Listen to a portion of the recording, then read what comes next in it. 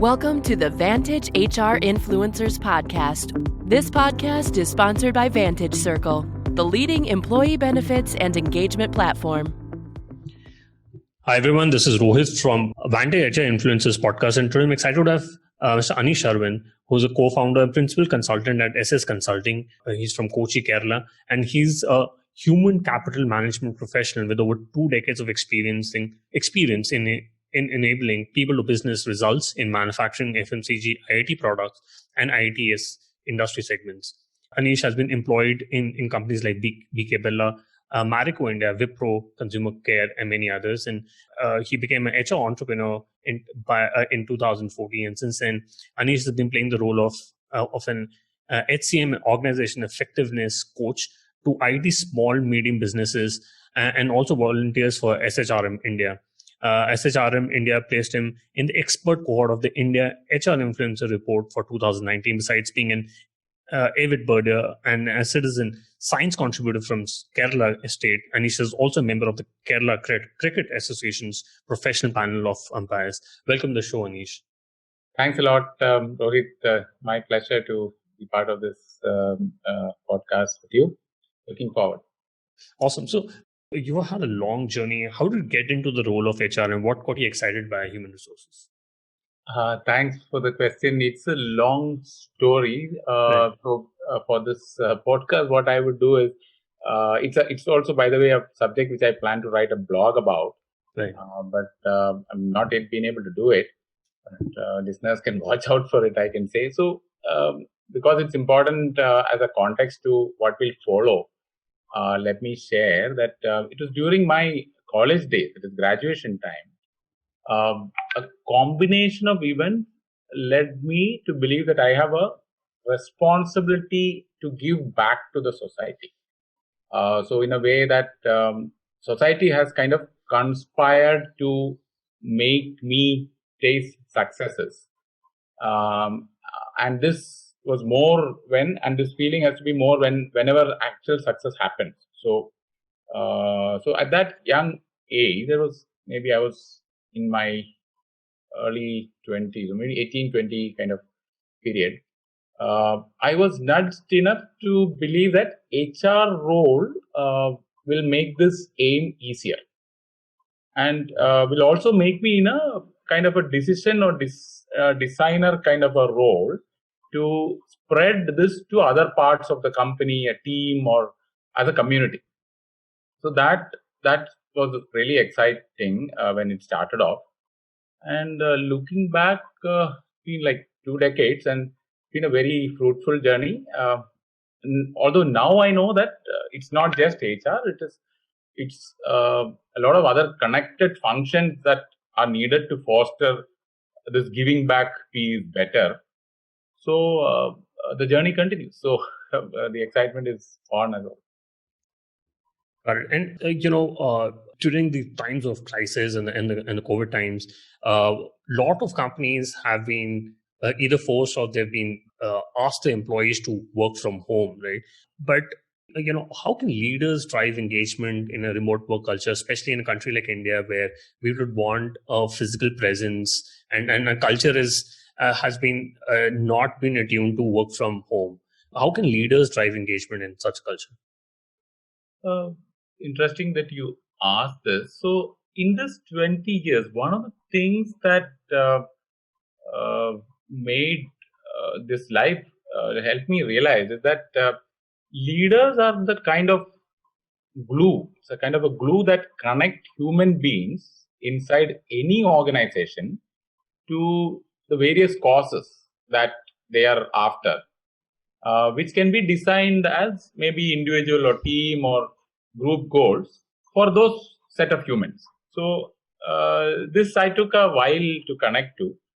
So even in this opportunity, if you're looking at it as a true leader, then every crisis is an opportunity. So I'll tend to use this again and again, because even in the last 2 months, some of the mentors and people whom I follow have been taking this stance, and so this is where, from a leadership perspective, I think this is the biggest biggest experimental stage that we've got to drive engagement, because it is the leader's role. I am a strong believer that it is the leader's role to drive engagement or connection, Right.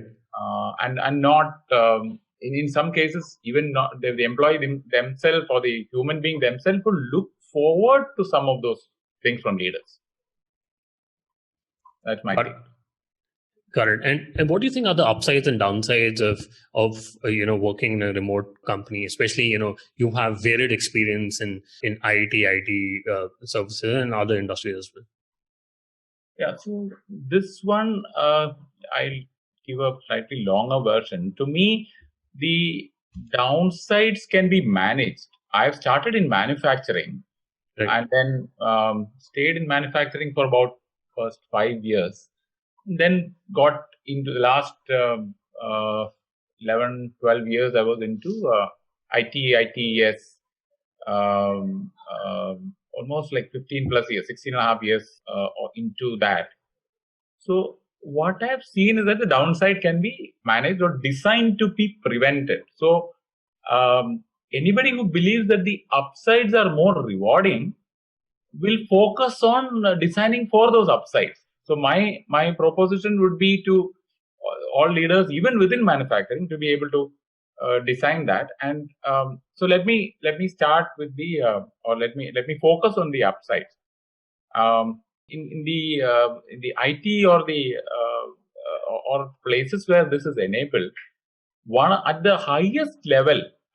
So this, see, for listeners who want to get more onto this, there is this podcast that I've been listening to. It's called Making Sense. It's by a gentleman named Sam Harris. Sam Harris, yeah.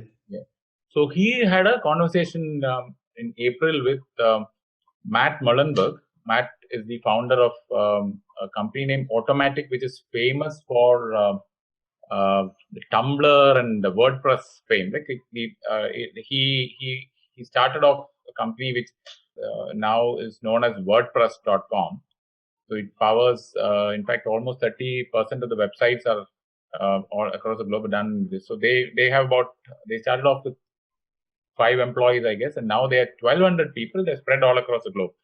So he has kept, in this podcast, he explained 5 different levels of all of them upsides. And I'm talking about the 5th level here. And this is important that it enables asynchronous kind of mode. The possibility of asynchronous becoming activated is far, far better in a remote working model. Now, if you look at the manufacturing side, we have all been trained to believe that asynchronous is not possible. Right? Apart from the assembly line concept, like maybe one person is doing it, will go to the assembly, next person that's the most asynchronous that you can get in a manufacturing situation. However, the last 10, 15 years, we have seen that such asynchronous thing can actually be done even in manufacturing. So in a remote work environment, this asynchronous as a concept, I'll take some examples so with this concept is understood better. So the WordPress is the best example. So there are it's a high-end IT development. It is not just creating website. There are lots of companies. In fact, I've recently signed up with a client with some of the products are about creating plugins for WordPress. So that means it has enabled an entire ecosystem, or it become a kind of a platform like what Facebook or Google has become. Right. So we are talking about a high-end tech company which has, through this asynchronous mode, enabled the best of talent to contribute to their cause. Right? And this is what I explained in the earlier question. See, leaders are the ones who help. It's a glue that helps you connect the human to the cause. And this is what Matt and team has established. And there are very interesting conversations around this. In fact, there is a Microsoft session that is taken by somebody who joined Matt's team as a consultant. Right. I happened to listen to that as well. So it kind of connected well. So there's this guy who's been in Microsoft as a senior person, and then Matt took him on board as a consultant, and he became an employee later on. So and then he comes back. This consultant goes back to Microsoft and explains the experience. So, interesting way. And as an example, imagine this. I can take from my own case. I've been in this mode ever since I became a consultant. I've been working almost 2 to 3 days completely from home, because it's more of, after you set up a client, Right. it's more of you don't need to be physically present. You can take those things on online. You have a video call. So what happens in such a situation is that an integration. We've been all made to believe that there is a balance, that we want to go for work and life. But what it essentially means is actually not balance, but an integration. So integration between these three things: work, life, and family. I'm not talking about the marriage, family, that kind of stuff, but even bachelors or somebody who does not want to wish to get married also has a family connection. So I'm saying work, life, and within life, I want to bring in family as well. So these three very, very complex aspects can be the better integrated in a remote setting. And another aspect is that the employee freedom, if I can use that word, employee freedom as a concept, it is maximized in such a situation. So let's say there's an employee who loves the outdoors and wants to take breaks and wants to come back to work. And it will only be possible in a asynchronous mode. If the employee is part of a team and the team expects them to be available at 4:30 p.m., I don't know how much time. I can take an example from a Kerala-based company about this. The CEO I know very closely. He was explaining to me. In fact, after listening to this example is when I decided, okay, this is the CEO I should work with. Because I end up choosing a lot of my projects, and I'm the other way around. I pick up my own projects. So when this friend of mine was explaining, the CEO was explaining, he said some of the challenges with HR teams. So there was this group of techies in this company who wanted to play badminton. Okay, and the IT park, which housed this company, had a badminton court, a series of, I think, about 3 or 4 courts inside the kind of indoor stadium. And each company had to apply for time slots. And these guys, this particular company got a time slot at 5:30 p.m. Now, these guys have clients outside India, mostly in the western side. So that means US, Europe, Middle East. So the timings get stretched. So in a particular place, when they came back and said, hey, 5:30, we have to be away for 1 hour, the HR team said, no, this can't be done, because if these guys go, what about the rest of the employees? There's only maybe about 10% of people playing badminton. But when it came up to the CEO, he said, hey, what do we want here? We want these people to be free to be able to do whatever this is. And we applied for the time. This is the only place available. We really can't go back to these guys and say, okay, we can't do this, because there are 200 other companies in the park. So we are getting a time, that's great. So so they actually made a system to be able to which accommodated this, and it was a win-win. Now, if that is possible, this was like in the office. Now, even with the remote situation, all this is very easy. So that is what asynchronous mode can enable, and contributions can be much, much higher. And employees usually when they contribute, they get more excited. So I'm a proponent of freedom. So I think anything that will enable freedom, I'll go for. So that's my take. Very interesting, because freedom also gives you freedom to express and to innovate, and give your output in a much better way. Absolutely. So, what are the suggestions for some of the leaders on how to reward and motivate employees in such times of crisis? Because, you're not facing them a one-on-one, or there could be some morale, issues with the employees. What are your suggestions for them to reward such employees? Okay, so reward, one of the ways is that we are now in a position where science has given us a lot of research-based data to know how human beings behave. And in the last 20 years, this has gone up almost like 100 times in comparison to what was happening in the 20 years back. Right. Now, this data, I'll take just 2 points. So personalization is a key influencer of the success of rewards, right? So what this means is, if you're able to personalize rewards, then the impact is much more, and the reward as a influencer of motivation, that also becomes high. So technology at the moment, leaders can use technology to personalize the reward, use data that the employee is willingly sharing. In fact, if you connect to the employee, they will be able to share a lot of data about that will help you personalize as a leader. And that is the first part. The second part is use what we now have seen as the power of community, because you build communities within your organization, and use that power of community to increase the value or the perceived value of your recognition efforts. Now, these are two ways, might look kind of extremely opposite, but actually it's not. It can be. And the second part is where I've seen the magic lies. The perceived value, when it goes up, it can get into very, very different level of results.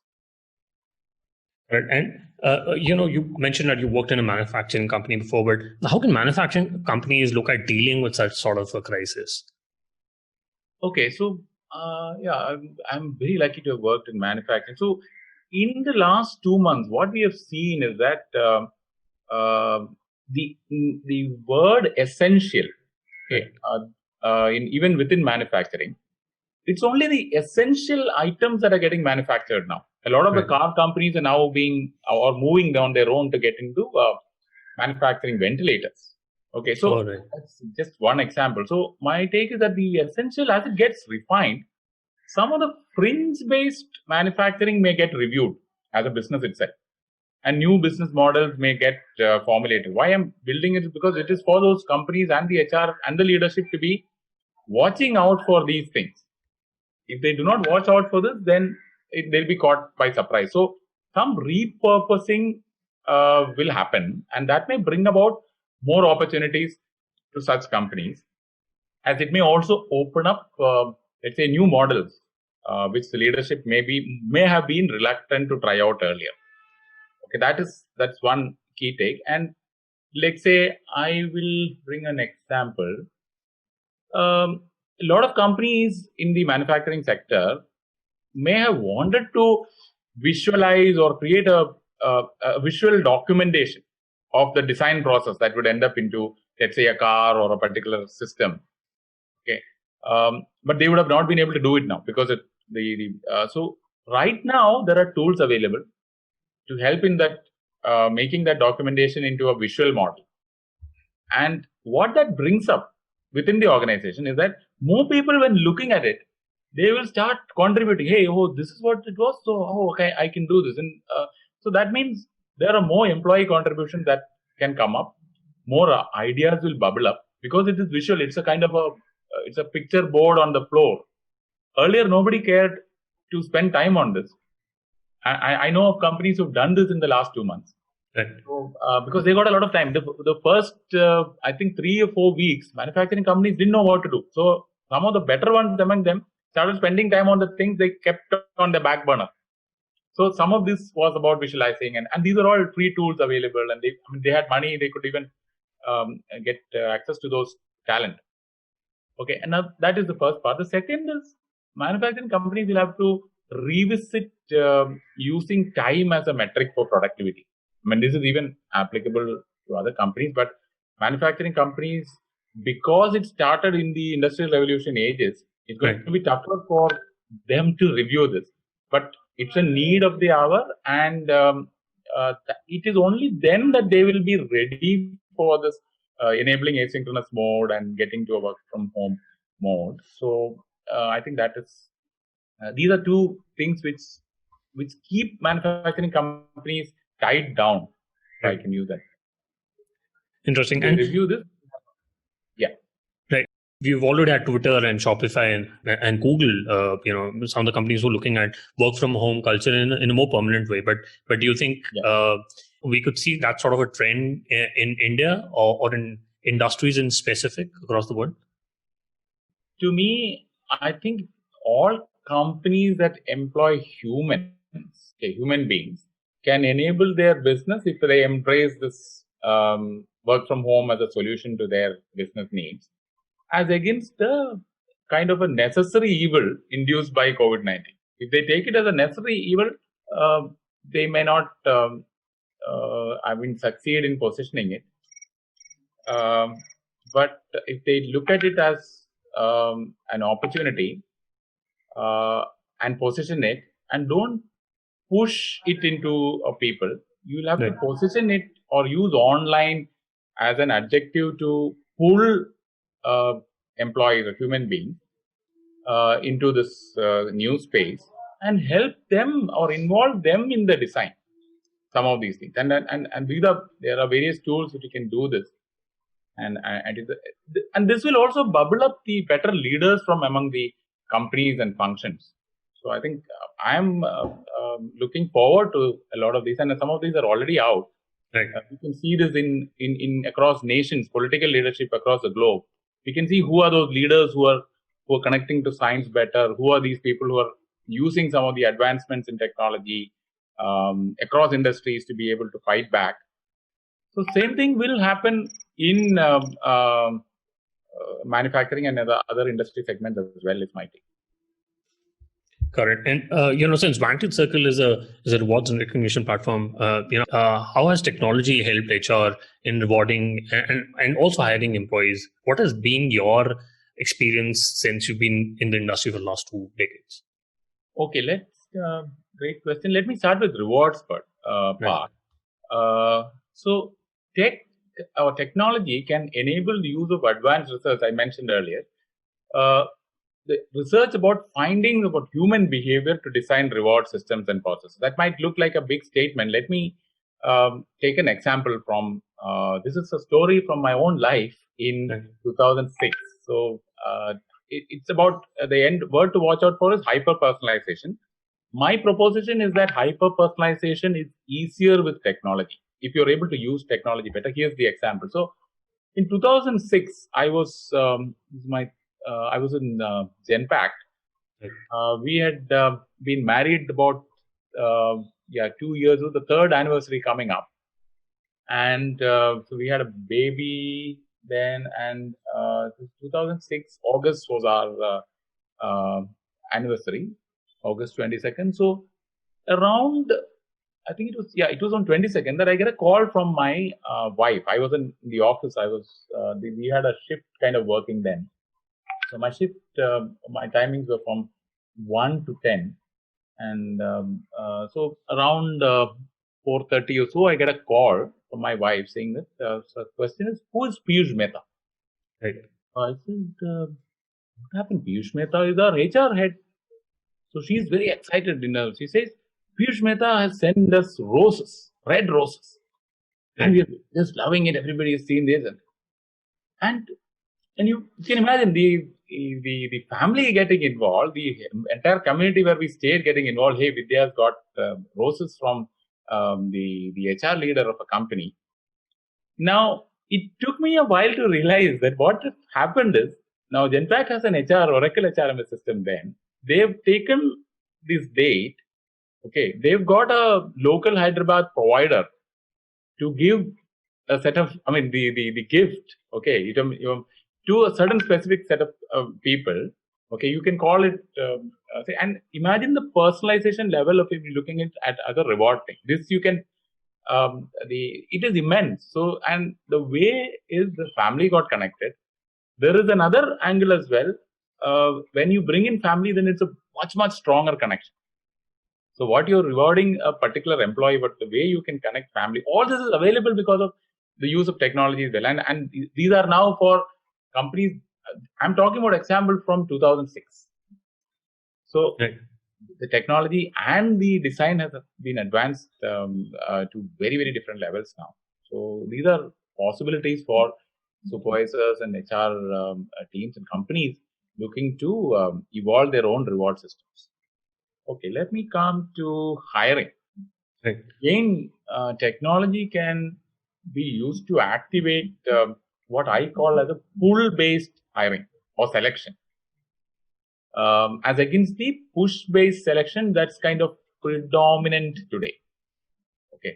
Now, here is where I bring in the power of the internet. We know at the moment that there are over 4 billion of humans who have access to the internet now. Right. Now, what this pull thing would have not been so possible 20 years back.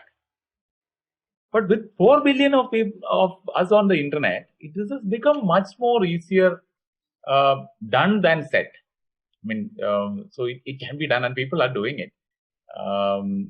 In the front runners were the big tech themselves. Like Google used to have method where they will put puzzles on the internet, and the puzzles are being kept in the form of job descriptions. But the people who are solving the puzzle doesn't know that these are job descriptions. But after 2 or 3 levels of puzzles, the hiring manager reaches out and then rolls out the offer. And by then they will go to know, okay, this is the thing. So imagine that.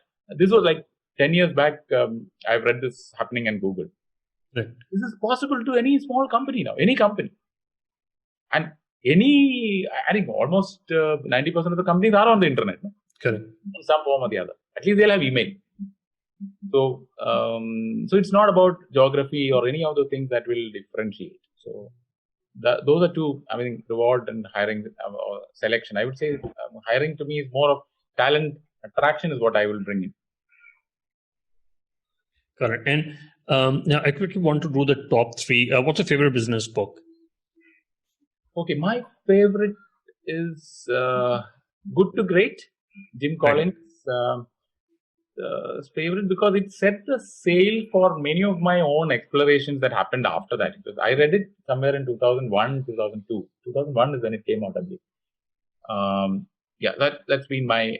Although I know that some of those companies are not there, all that thing is fine, but it set me on a different path, which I've been exploring even now. So that's my best book.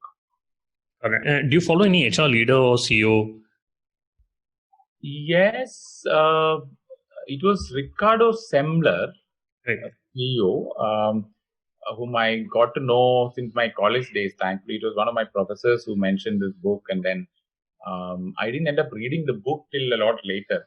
But there was a lot of reviews and all that I read it, but I somehow connected to the concept. It was a 1993 book, but some of those things have happened in the year 1988 onwards. So imagine that some of these things which we were studying as the next level of HR was already been in practice for the huge thing. So in terms of HR professor, I think Professor Dave Ulrich is someone I've been following from those years, 97, 99 onwards.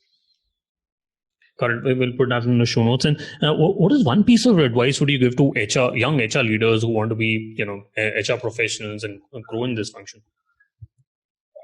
My piece would be strive to stay current and keep trying to connect to the context of the business. I mean, a lot of HR people have seen that's helped me a lot. It might get you into a lot of conversations that take you deeper. They'll get you a lot of friends and relationships from within the business that will end up giving you more connections later.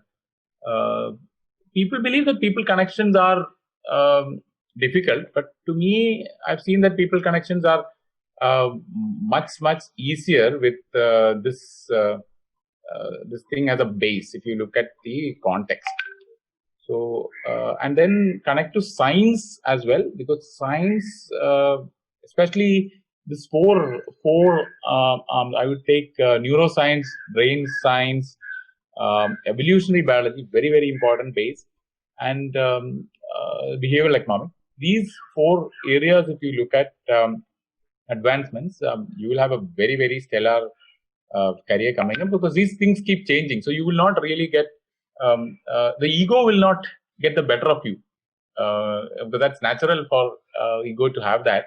Nice. It's a natural human thing to have ego. But when you connect to a moving stuff, you know that you can't get ahead. You'll always be behind, because these science as a thing will keep on moving. So that's what my take is. Well, that's absolutely great advice. Anish, what is the best way people can reach out to you and know more about you?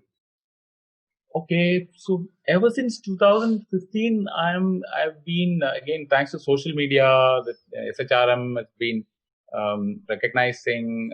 They've been building out these reports and also Twitter, LinkedIn, and Facebook. These are the ones. If they know my name, they can spell my name correctly, then they'll find me on Google pretty quickly. So all this internet related stuff I've been doing from 2012 has actually helped ensure that. So these three mediums pretty much well, and my companies are also on the internet.